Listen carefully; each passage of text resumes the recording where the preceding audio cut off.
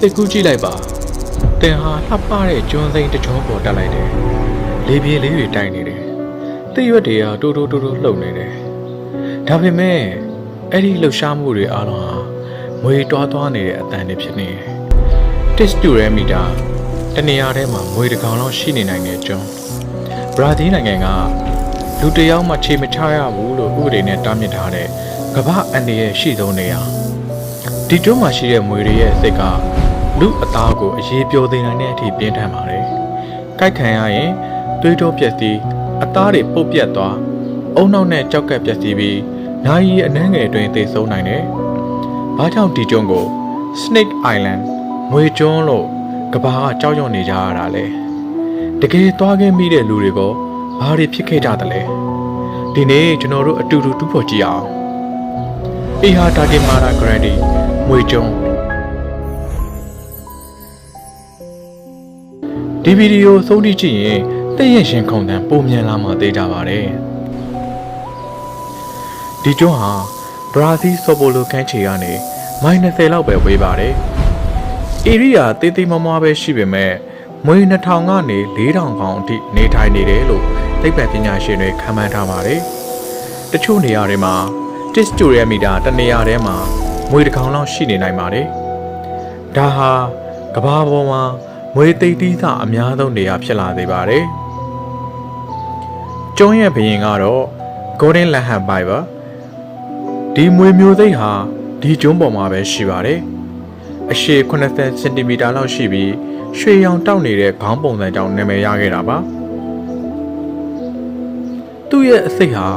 ကုန်းပေါ်ကဆွေမျိုးမွေတွေထွက်3စားကနေ5စားအထိပြင်းထန်ပါတယ်။ကိုက်ခံရရင်သွေးထွက်တန်ရုံအသားတွေကချက်ချင်းပုတ်ပြီးတော့နာရီအနှဲငယ်တွင်မှတိတ်နိုင်တဲ့အဆင့်ရှိပါတယ်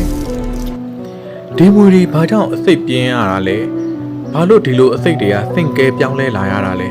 ။အဖြေကတော့ရိုးရှင်းပါတယ်။ရှင်သန်မှုပါ။ကျိုးပေါ်မှာကုန်းတရဝဘာမှမရှိပါဘူး။သူတို့စားရတဲ့တခုတည်းသောအစာကကျုံးပေါ်ခဏနာတဲ့ရွှေပြောင်းငှက်တွေပါပဲ။ငှက်ကိုကိုက်လိုက်ရင်ငှက်ကပြန်ထွက်သွားနိုင်ရင်မွေကအစာငတ်ပြီးတည်ရပါလိမ့်မယ်။ဒါကြောင့်ဒီမွေတွေဟာအစိတ်ကိုအလွန်ပြင်းထန်အောင်ဆင့်ကဲပြောင်းလဲလာခဲ့တာဖြစ်ပါတယ်။ကိုက်လိုက်ုံနဲ့ငှက်ကိုချက်ချင်းလှူရှားမှုရပ်တန့်သွားအောင်အသားတွေအေးပြောသွားအောင်ပြုလုပ်နိုင်တာဖြစ်ပါတယ်။ဒါဟာတဘာဝရဲ့ရက်စက်တဲ့ရှင်သန်မှုဂိမ်းပါပဲ။ဒီကျွန်းဟာလွန်ခဲ့တဲ့နှစ်ပေါင်း1000လောက်ကပင်လယ်ရေတွေတက်လာပြီးမြေကြီးကနေခွဲထွက်သွားတဲ့အချိန်မှာငွေတွေပိတ်မိနေခဲ့တာပါရန်သူမရှိတဲ့ပတ်ဝန်းကျင်မှာအစိတ်ကိုပိုပြင်းအောင်ပြောင်းလဲလာခဲ့တာကတော့တဘာဝတရားကြီးတစ်ခုဖြစ်ပါတယ်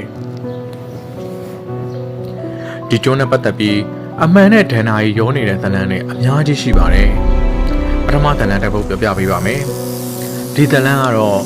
မိဖုရားတိုက်ဆောင်မိသားစုဟာ1909ခုနှစ်လောက်ကသင်္ဘောတွေမတိုက်မိအောင်မိဖုရားတိုက်ဆောက်ခဲ့တယ်တောင်းကြည့်သူမိသားစုတစုနေခဲ့တယ်။တညမှာမွေတွေပရင်းပေါက်ကနေအိမ်ထဲကိုတအုပ်လုံးဝင်လာတယ်လို့ဒဏ္ဍာရီဆိုရှိပါတယ်။မိသားစုကလှေစီကိုထွက်ပြေးပေမဲ့နောက်နေ့မှာအလောင်းတွေကိုမွေကြိုက်ဒဏ်ရာအပြည့်နဲ့ကျုံးပေါ်မှာတွေ့ရှိရတယ်တဲ့အမှန်တရားမှတ်တမ်းမရှိပေမဲ့ဒီပုံမြင်ကတော့လူတွေကိုရင်တုန်နေသေးပါဒုတိယဇလံတစ်ပုဒ်ကတော့ငါးဖန်သမားအစာရှာရင်းလမ်းပြောက်ပြီးတော့ကျုံးပေါ်တက်မိတဲ့ငါးဖန်သမားတယောက်ရဲ့အကြောင်းပါပဲရက်အနှဲငယ်ကြာမှာသူ့လေထဲမှာသွေးအိုင်ကြီးတဲ့လဲချသိနေတာကိုတွေ့ရတယ်ကိုလုံးတစ်ပိုင်းမွေကြိုက်ခံထားရတယ်လို့ပုံမြင်ဇလန်းတွေထဲမှာပြောကြတာရှိတယ်ဒီဇလန်းတွေကိုကြားရင်တကယ်သွားချင်သိပျောက်သွားမှသိကြပါတယ်အမှန်တရားကတော့မိပြတိုက်ကို1920ခုနှစ်လောက်မှာအလိုလျောက်စနစ်နဲ့ပြောင်းခဲ့ပြီးလူတွေထွက်ခါခဲ့တယ်လို့ဆိုပါတယ်ဒါပေမဲ့ဒဏ္ဍာရီတွေကဒီကျွန်းရဲ့ကြောက်မဖွယ်ဂုဏ်သတင်းကိုပိုကြီးထွားစေခဲ့ပါတယ်လက်ရှိမှာတော့ဘရာဇီးအစိုးရကကျွန်းကိုလုံးဝပိတ်ပင်ထားပါတယ်သိပ္ပံပညာရှင်တွေသုတေသနလုပ်ရှင်ရင်တော့ဘရာဇီးရေတပ်နဲ့ချီကိုမင်းတဲ့ Institute ရဲ့ခွင့်ပြုချက်ကိုလိုအပ်ပြီးဆရာဝန်တယောက်မဖြစ်မနေပါရမှာပဲ။ဘာကြောင့်လဲဆိုတော့လူသားကိုကာကွယ်ဖို့နဲ့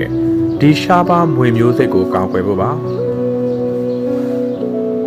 Golden Land Hitch ဟာလက်ရှိ critically endangered အလွန်အန္တရာယ်များနေတဲ့မျိုးစိတ်ဖြစ်ပါတယ်။ထူးဆန်းတာက Golden Land Hitch တစ်ကောင်ဟာမှောင်ခိုဈေးကွက်မှာ American dollar 1000ကနေ 3000 အထိပေါက်ဈေးရှိနေပါတယ်။အသက်နဲ့ရင်းမြစ်ခိုးဖမ်းတဲ့ခစ်သစ်ပင်လယ်ဓမြတွေရှိနေသေးပါ။ငွေကြေးအတွက်တင်မင်းနဲ့ရင်ဆိုင်ရတဲ့စွန့်စားမှုဒါဟာ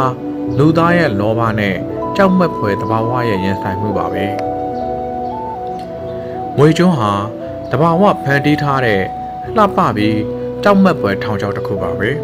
။သက်ရှိရရှင်သန်ဖို့အတွက်ဘလောက်အစမ်းထက်အောင်စင့်ကဲပြောင်းလဲနိုင်ခဲ့လေဆိုတာကိုဒီကျွန်းကပြသပေးနေပါတယ်။သင်ရောဒေါ်လာတန်းချီပေးမယ်ဆိုရင်ဒီကျွန်းပေါ်မှာတညလောက်သွားအိပ်ဝင်မှာမလား။ဒါမှမဟုတ်ဒီဗီဒီယိုကြည့်ုံနဲ့လုံလောက်ပါပြီလား။ဒီဗီဒီယိုကြိုက်ရင် like နှိပ်ပြီးတော့ subscribe လုပ်ထားပါ။နောက်တစ်ပုဒ်မှာတော့အင်ဒိုနီးရှားက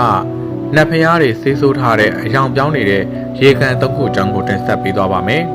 ။ကောမန့်မှာသင်အရန်ကြောက်စရာကောင်းတဲ့နေရာတစ်ခုရှိရင်လည်းရေးပြပေးပါဦး။အားလုံးပဲကျမ်းမာပျော်ရွှင်ကြပါသည်။နောက်တစ်ခါတွေ့မယ်နော်။ဒါပေမဲ့ငွေကြိုးမှာတော့မတွေ့ပါသေးနဲ့ခင်ဗျာ။